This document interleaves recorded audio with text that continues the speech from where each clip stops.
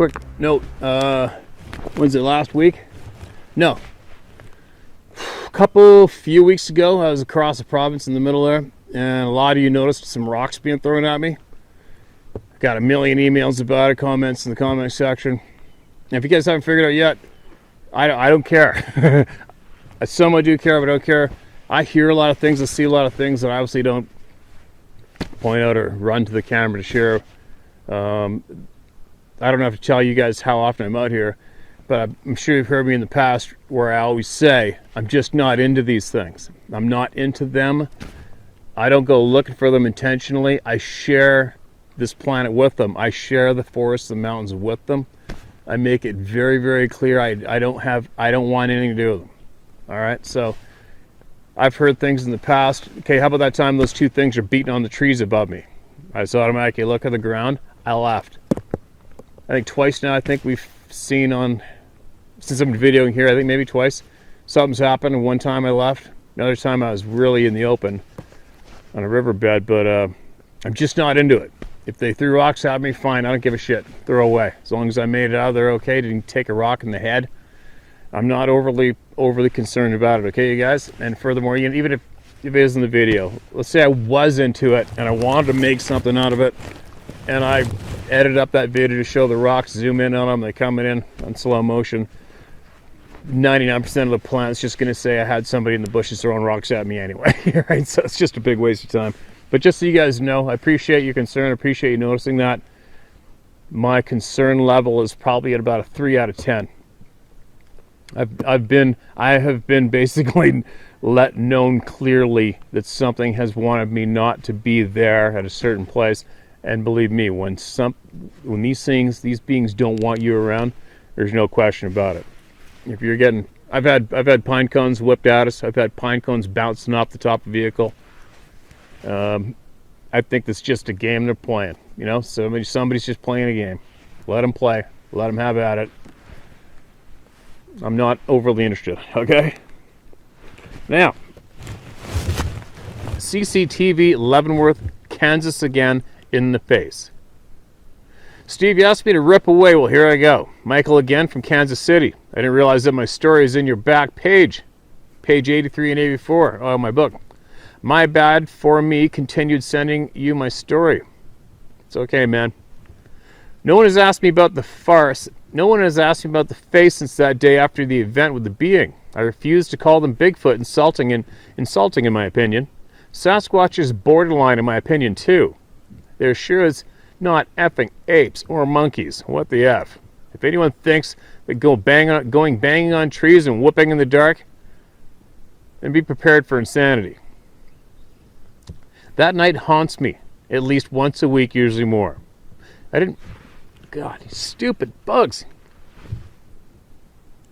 I didn't mention in earlier emails that as soon as that being came over the perimeter fence west side, we all had radio issues with all equipment off and on. Weird. And the two MPs shooting at it. The roar of that being was one of the loudest things that I've ever heard, except explosions of big bombs in Iraq and Afghanistan. Sorry this is long, but I think it's important for the puzzle.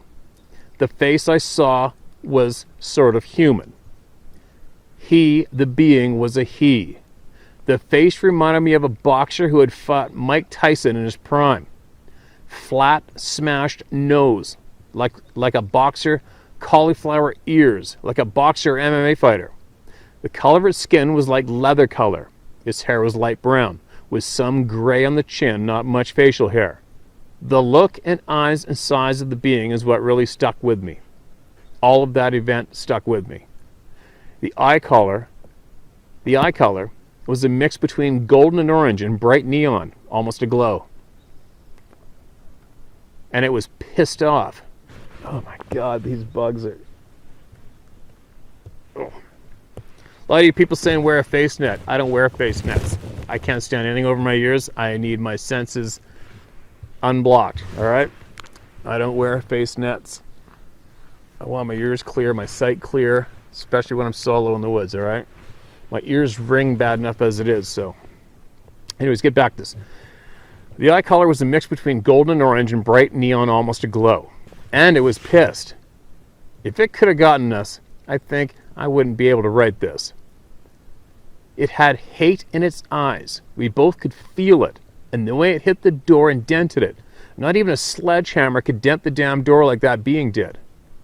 Then the jump effortlessly over the 10-foot fence and 15-foot fence with both razor wire. Cleared with ease. Double fence in that location. It had been close to 10 feet tall and at least 800 to 1,000 pounds. 21-inch footprints in the snow. Another thing I would add on, in 2002, after basic training, I was sent to Afghanistan. When we arrived there was a strange story going around about the Kandahar giants. There were 2 that were killed. Not hairy men, just giant men, 12 to 15 feet tall. 1 killed 10 military. Not sure of the other one. We weren't supposed to talk about it. But our training, the CO kept telling all of us to aim higher, which didn't make sense to any of us until we heard the story of the non-event that was a serious event. Once again, all the lies of the government see suckers. Steve, I've been shot, Purple Heart. I've been blown up twice, wounded once in those explosions, another Purple Heart. I've watched friends be blown into 100 pieces. Lots of bad shit, and that night in December 2012 is just as painful. That's bad. Once again, Steve, look me up if you're ever in Kansas City. Equals lots of beer, white-tailed deer, big ones, turkeys galore. I have more to share, but this email is long enough for now. Steve, keep your head on a swivel and always watch your 6. Thanks again for everything you do. You have big brass balls, brother. God bless you and yours, Michael. I've got big brass balls. Dude, you've been shot and blown up and went to Afghanistan. Me in the forest with Sasquatch and grizzly bears. I don't know if that compares to that, brother. But, yeah, you know what? Kansas. I've been to Kansas a few times. We went in that Lacine, Kansas. We used to go in the what's it called? The National World Turkey Competition. World Turkey Hunting Competition. National Wild Turkey Hunting Competition. Whatever it used to be called. Until this COVID bullshit shut it down. But, yeah, if I'm over there, I'm coming right to you, man. No question about that one. And if I'm not there first, if I'm not there before the man cave gets set up, maybe we can have you on for a live conversation in the man cave, huh? That might be good.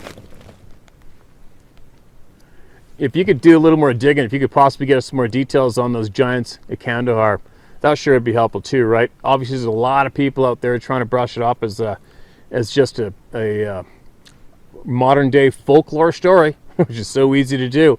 But the amount of witnesses and first-hand military voices we're hearing when it comes to that story is overwhelming, and it's enough for me to look and listen and go, all right, somebody's lying, somebody's not. I'll guarantee you somebody didn't think up that story for something to do. Not in modern times, right? There goes my token helicopter. No rain yet. Getting lucky. Gonna keep going. Man, I hope these helicopters aren't thick where I'm moving to. I'm over helicopters. Sick and tired of hearing them every single time I go anywhere. And the effort that I put in to get there, it doesn't matter. There's a helicopter. And no, they're not following me. Don't even think about talking about it.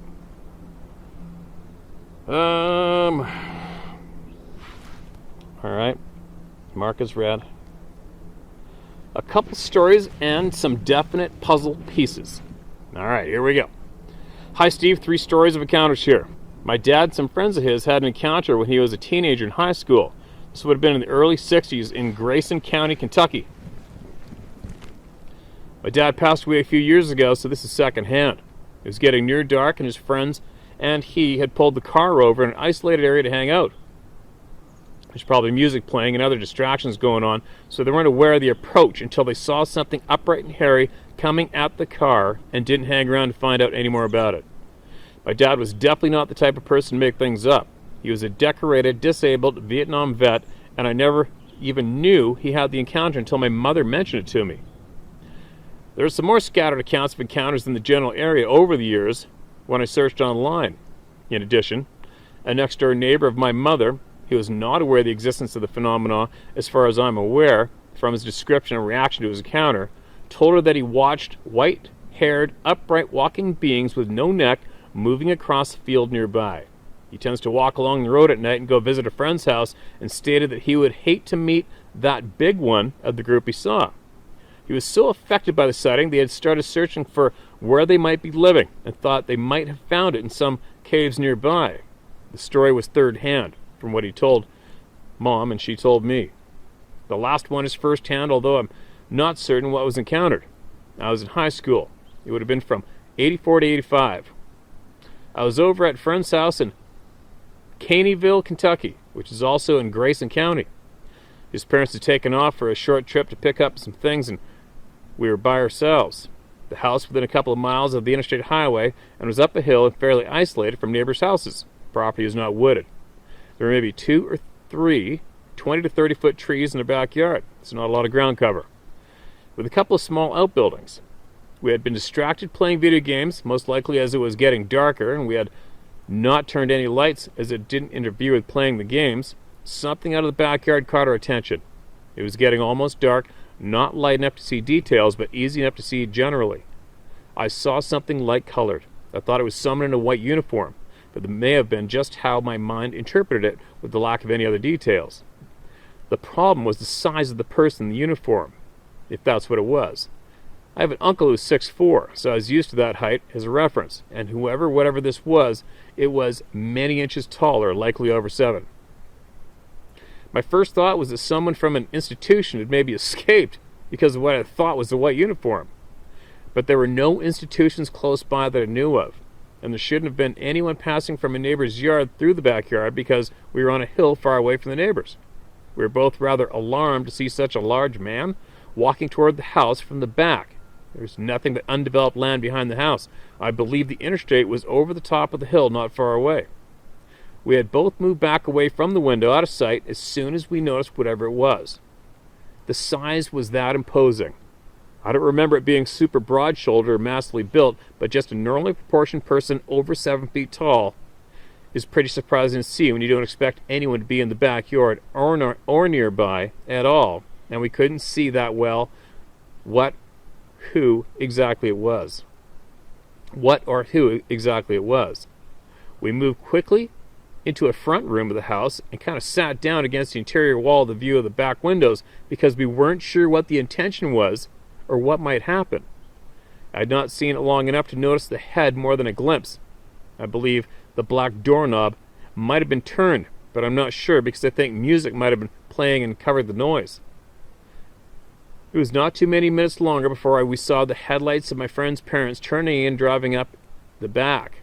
We mentioned it to them, but downplayed the extreme size, only telling them it was someone tall. I often wondered just what the story was with who or whatever was walking through the backyard. Here's a very interesting sight of someone who has done some real research into people disappearing around the specific areas, and he has been able to tie some of them to the types of what he thinks are remains of artificial geopolymer rock-like formations built by ancient societies. Geopolymer being ground-up rocks mixed with binding material and specific minerals and other materials to enhance the electromagnetic fields that they react to or generate. Wow. All right, and what's this thing called? Humanresonance.org, Dragon's Lair PDF, human-resonance.org, Hopi Complex. All right, well, there's the link. I read it out. Okay, you leave to... All right, warning. There are disturbing images of human mutilation from abduction cases. The images are only at the beginning. I will conclude this link because the photos are artificial rock formations and detailed topographical maps pertaining to artificial semi-hidden structures are definitely of interest and necessary to understand. There's also an excerpt from one of the Carlos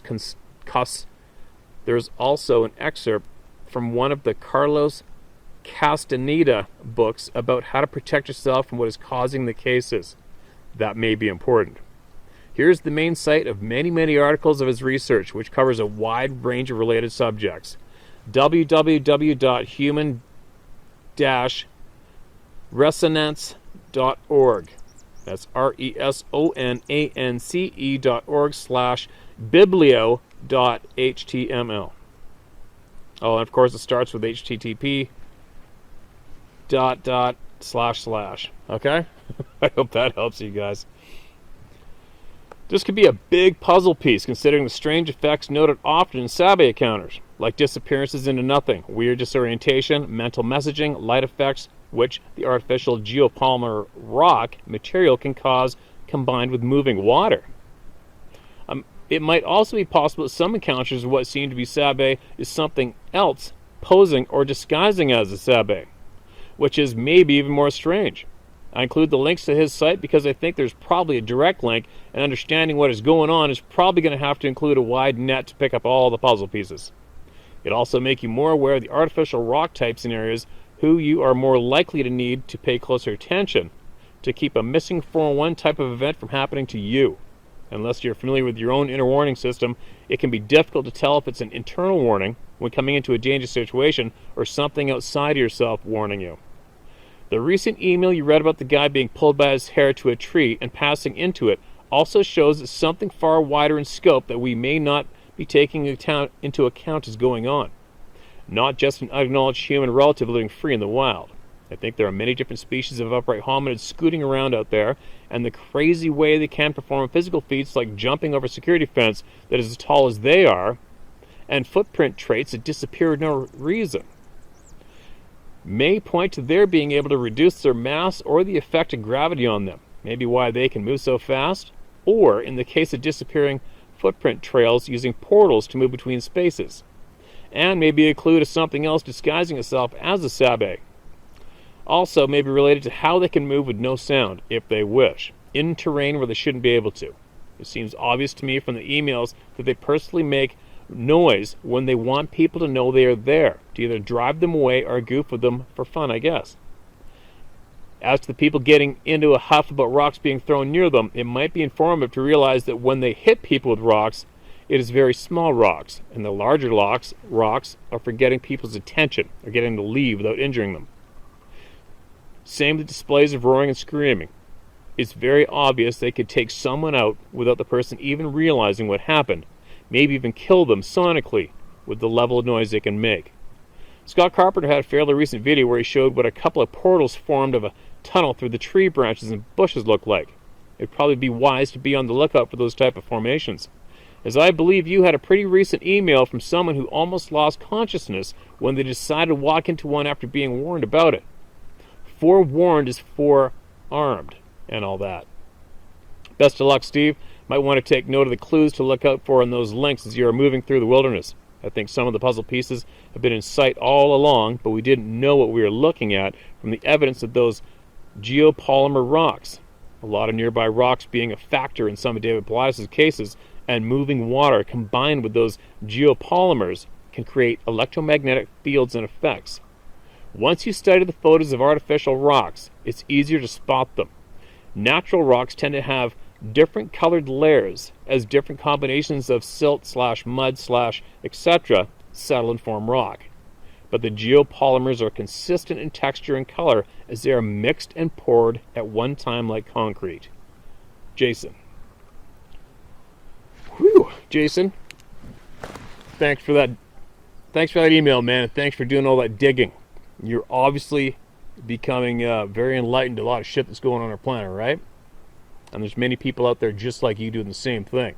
I have a feeling the majority of the very intelligent people in our communities are possibly sitting in the background, silent, quiet, taking it all in, learning and keeping to themselves. In the long run, it's probably a smarter way to do it, considering we know what's going on these days of people being eliminated, silenced, blocked, deleted, shut down, going missing, right? There's a lot of good people that have the best intentions for society are being deleted. It's kind of upsetting, isn't it? But anyway, keep digging. You come up with anything else more solid. But anyway, thanks for that email again, man, and keep digging and keep sharing with us. All right, when you can, share anything you think that can help the people. Share it.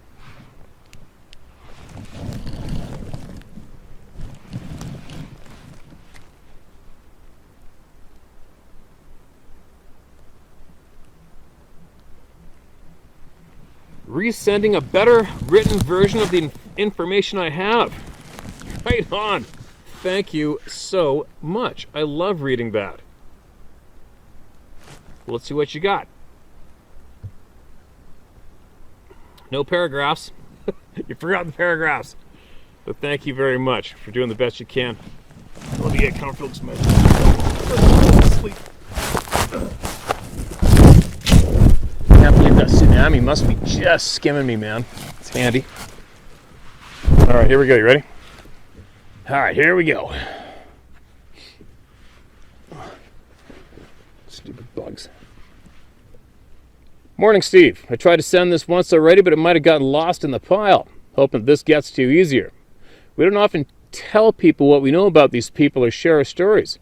Many members of the tribe don't or even won't tell their tribal members what happened if they end up running into a Sasquatch.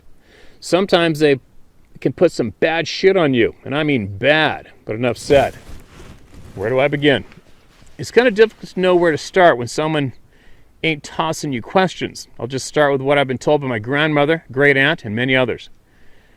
My people have been practicing this religion, or more like a secret society, since not everyone wants to do these things, for as long as we can remember, but over time has been lost and mixed in with the religion that came with the white man. But enough about that. A wise man once said, "It is what it is."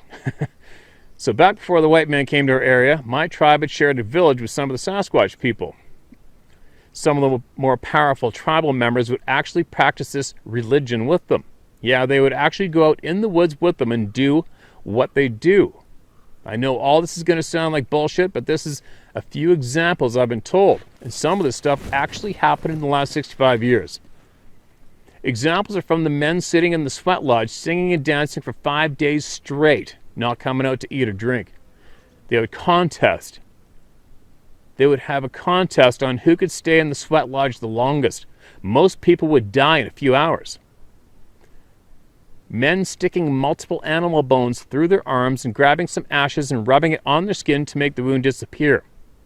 They also had contests on who could do the most mind-blowing things. Also, they had access to what they called the Land of the Dead, where they would often go to with the people from there for a good salmon run that year, for example. Okay, now what does this have to do with Sasquatch? From what we understand, this practice is what gives them the power to do what they do, and they are the keepers of this power. There are very few people today who still mess with it. Some use it for good and some for bad.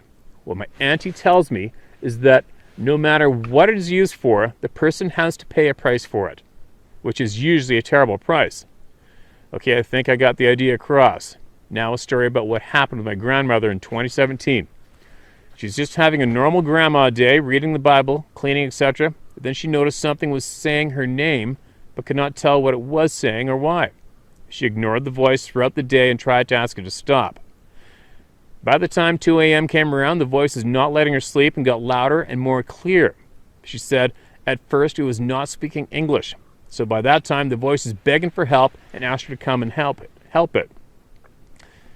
It gave no specific location for my grandmother, just followed what it was sending out. So about 2:20 a.m., my grandmother grabbed her bag, headed out the door, and the voice led her to a logging road about 3.5 miles away from my house, and another 2 miles down the logging road, which came to a dead end at the ocean.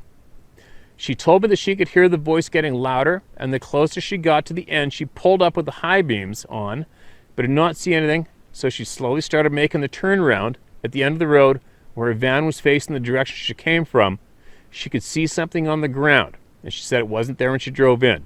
She said it looked like a big bear on all fours at first.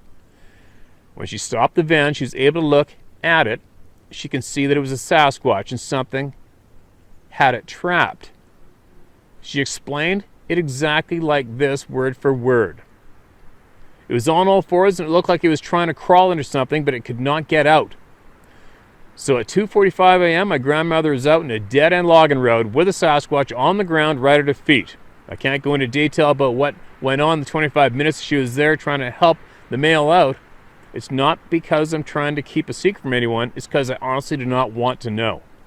She just told me that she had to pray and do her thing to get her free from whatever had it trapped. I asked her what the heck could trap a Sasquatch in an invisible cage, and her answer was, "You don't want to know, kid." So I left it at that, and she did not tell me the story until a year and a half later. When it was all said and done, she told me she was gathering all of her stuff intentionally, not looking it in the eyes. That's when they can get a hold of you and make you lose hours of time and do probably whatever they feel. She said that she could hear it get up from the ground, take huge breaths of air, not from being exhausted, but just from its size alone, and it started walking towards the brush. And it stopped, and my gram was doing everything she could not to look at it. But when he stopped, he made my grandma look at him, not physically. He didn't have to touch her face to make her look at him. She said he had very beautiful green eyes, and he wasn't as big as another one that travels through the same area. But as my grandmother looked at him, he said to her, through thought, "Thank you, Carol." It's a made-up name. Then turned to walk into the brush and was gone. And she said it didn't actually walk into the brush, but it faded into them. My grandmother is a very spiritual person and prays to Jesus every day. I knew she was a powerful person, but I has no idea how powerful. So that is one of the countless encounters with these people that my friends and family have had. They are usually not too bad, but some are not good at all. I left some details about the Sasquatch out to make it shorter. I know this is super long and probably too long to read on the channel. If so, oh well, the knowledge has gotten to you, and that was my ultimate goal. Share if you wish, and that's just a fraction of the stories I got, but by far the most outrageous one. Thanks again for all you do, Steve, and believe me when I tell you, my friend, this has been passed down from not long ago. I believe the last time that we shared a village with them was in the mid-1800s. Then, when the white man came, they moved to the hills. I hope this makes it to you. Took a long time to type out. You're the man to not think for 1 second that you're not. Keep kicking ass, Adrian. I'll share more if you want. Okay, you left me a note at the bottom. One of the questions was if it was at the Quinault Casino where I was with David Pilatus. Yeah, it was, man. That's where I was. I appreciate that email so much. It's ridiculous. And it's never too long, all right? So it's funny, the farther the camera is from me, the louder I talk. I don't know why. I got to get used to understanding the microphone's right in front of my freaking face. And it's getting real windy. One of these little squalls is going by. It's just shaved me. A wall of water is right there. But anyway, if you can email me back with more, please do. Don't hold back. If you got it, I want to hear it. If you think it's going to help, I want to hear it, and I want to share it with everybody, okay? The more knowledge, the better. I want to hear it all. I want to hear everything you got. And it's never too long, all right? So next time you get a chance, sit down and let her rip. And get it to me as fast as you can.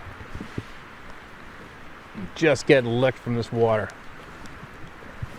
The phone's not too wet. I'm going to keep going.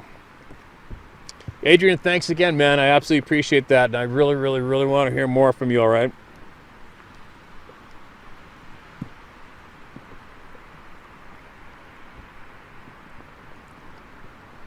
All right, what do we got? So close, I could touch him and force people to attack. Dear Steve, let me start off by saying I'm not a great writer, but I'll try. Also, very sorry for your loss, Mr. Macaroni. I feel your pain, brother. All right, Corey, thanks for that. I really appreciate it, man. A little info on me. My name is Corey Davies. Dave Z. Pronounced Dave --ZZ. So, Dave's. Sorry, man. My name is Corey Davies. I'm 20. Yes, young, but hear me out. I live in Western North Carolina, near the Brevard area. Feel free to use my name, and I don't give a shit what people think. Now to my story. Throughout the years, I've had a handful of sightings and experiences. I'm a lifetime hunter, fisherman, and just a good old country boy. Lived in the woods. I know the woods and all the animals in my woods. Yes, I've seen mountain lions. Killed a 40-pound bobcat just this past December of 2020, pick attached at the end. Now, my first face-to-face. I was 14 and was camping in my grandmother's yard in the bed of an old Ford pickup with a camper cover. About 11:30 p.m., I woke to a loud thump. Very odd. My dog was whimpering underneath the truck. I was very uneasy. I fell back asleep around 12:30. I woke to footsteps. Something was walking around my truck. I looked and I saw the outline of this figure. A giant man is the best description. 9 feet tall, 4 feet wide at the shoulders. Now this was underneath a nightlight. Now this is underneath a nightlight my grandpa had installed in the driveway. I could clearly see in the outline. I walked next to the truck and I was rubbing this. It walked next to the truck and was rubbing the side of it. It bent over to look in the window. I could hear it breathing. Steve, it got so close it fogged up the window. No smell neither. Just pure primal fear. I was just a boy at 14. After seeing me move, it took off for cover around 65 yards in about 30 steps. 3 steps. Ugh. I got out and ran inside my grandmother's house and stayed there until my dad came to get me in the morning. That still haunts me to this day, knowing that only a thin layer of aluminum and glass window is between me and this thing. Story number 2. Deer rifle season 2016 November. My first year hunting alone. Go figure. I was super excited being 16 years old. I had a Remington 270 and thousands of acres to myself and 20 bullets. A 16-year-old boy's dream. I hear you, Matt. Oh, frickin' camera got blown over. All right, let me go fix it.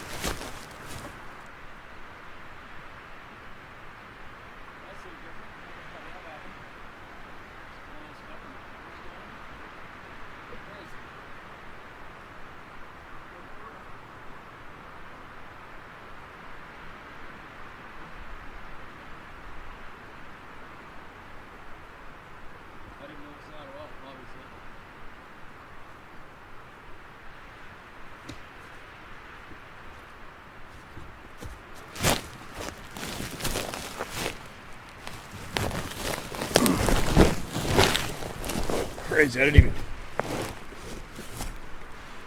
I did not notice that, didn't even hear it. Just looked up and the camera's gone. That's really weird too, because it's completely,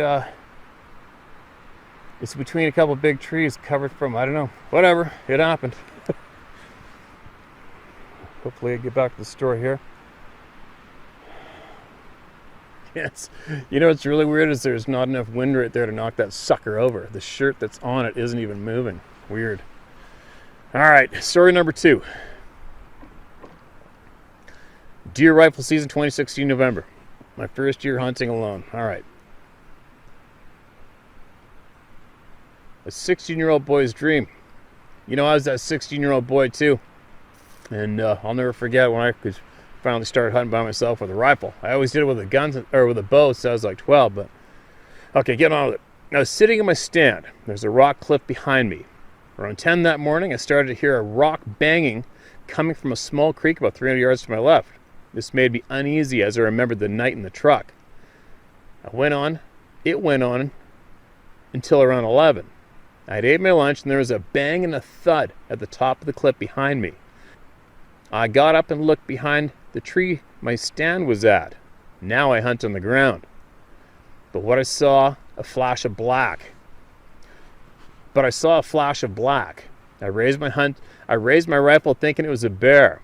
Now, Steve, I grew up with guns and shoot weekly. I'm an expert shot. Well, as soon as I raised my rifle, all hell broke loose. This thing was now coming down that cliff, grabbing trees to slow itself down.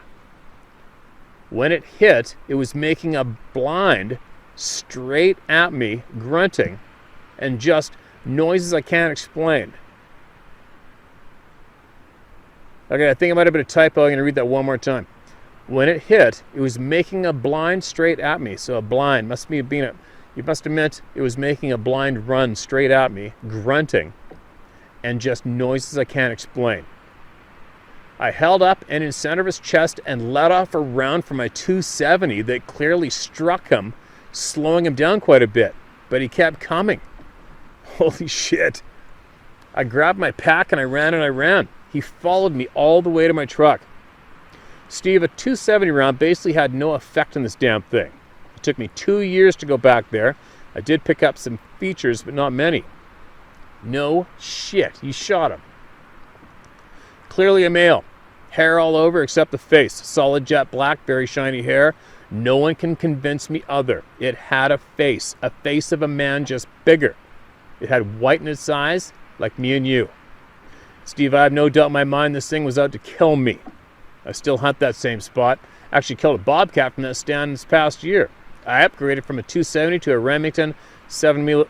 I upgraded from a 270 to a Remington 7mm Rem Mag, basically a 300. Even then, I still felt fear there. I said out loud there, "Remember me, you son of a bitch? I shot your ass. I'm only here to hunt. Leave me be, because this time I have something bigger, and I'll kill your ass if I see you." The fear was still there, but not really as bad. I upgraded again to a 450 Bushmaster. Went back, also took my 9mm pistol and my hunting knife that has skinned many deer. I stood my stand and clearly stated, "I'm not here to hunt today. I'm here to settle our feud." And I got nothing to fear, nor dread, nor nothing.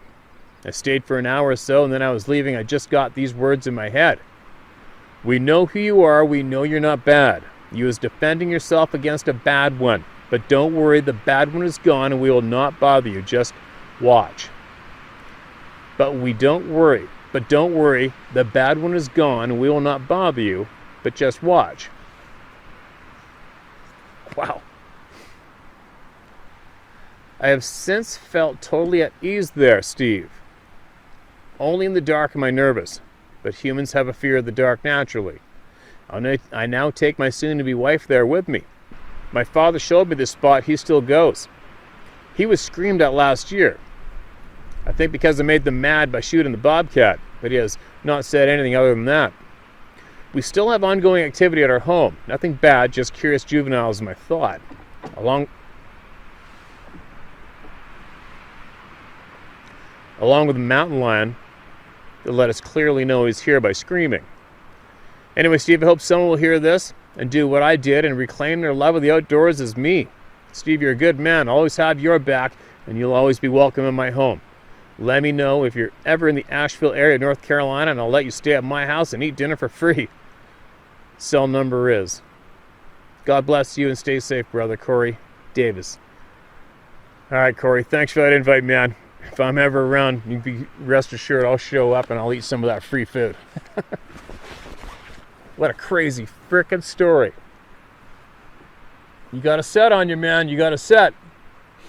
Many a grown man has ran from less than what you saw and experienced. Good for you for swinging up and yanking the trigger on that thing. I mean, nobody was there. Sure, there's going to be some people out there going to be absolutely offended that you shot at one of these peaceful, sweet, supreme beings. But listen, to all you people out there that are out of tune with nature, out of tune with the real world, which is all around me right now. Rule number one in nature: if something is locked on you, that's typically a threat if it's from a predator. In all this land, all these mountains, all these forests, if any animal with its eyes in the front of its face are locked on you and it's coming at you, instead of going the opposite direction, it's probably not there to hump your leg or nuzzle your ear, all right? If any human being does that to any other natural predator in the woods, the human being's going to be in for it. If any human being does that to another human being, basically in any country, you're probably going to be in for it. It's just the way nature works. Whose fault is it that thing got a slug in its chest? It's the being's fault. It's the Sasquatch's fault. Trust me. If I was sitting here right now, look at that camera, and an 8 or 9, or I don't care how big it is some predator, whether it be human or non-human, bear, cougar, I don't care what it is. If something's locked on me right now in the middle of nowhere and coming for me, this thing's going to stop it or put a big hole in it, no matter what. I mean, you're a dummy not to, right? Anyway, you can't blame the guy for shooting the damn thing in the chest. That's pretty amazing. You went back there and called him out and said, "Let's get it on." Holy shit, dude. You got some attitude, man. Good for you. What a crazy, crazy experience. But thanks again for sending that in and sharing it with the people, all right, Corey? And if you got anything else you want to share, Fucking send it in, man. Type it out and send it in. All right? And once you hear me reading your email out loud, you make sure that you copy this email and you send it to all your friends in your community, and you let them hear this shit, because it's got to be spoken about openly. People got to get informed. What a crazy story, man. What an absolute intense experience you just frickin' racked up and survived. Unbelievable.